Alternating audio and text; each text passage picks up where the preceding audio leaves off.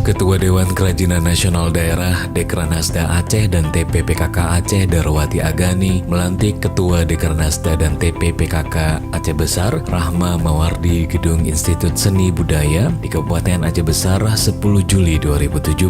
Pelantikan tersebut dilaksanakan usai pelantikan Bupati dan Wakil Bupati Aceh Besar di Gedung DPRK Aceh Besar. Darwati menjelaskan gerakan pemberdayaan dan kesejahteraan keluarga PKK dan Dewan Kerajinan Nasional Daerah atau Dekranasda memiliki peran strategis dalam dinamika aktivitas sosial kemasyarakatan di negara kita, sebab keberadaan PKK dan Dekranasda mampu memberikan kontribusi dalam mendukung percepatan pembangunan, terutama dalam bidang pemberdayaan keluarga. Secara garis besar, kegiatan PKK ini tercantum dalam 10 program pokok yang kesemuanya itu merupakan landasan bagi pengabdian kader-kader PKK di semua lini. Program-program itu antara lain menyentuh bidang pemberdayaan ekonomi, pendidikan, kesehatan keluarga, kesehatan, dan sebagainya.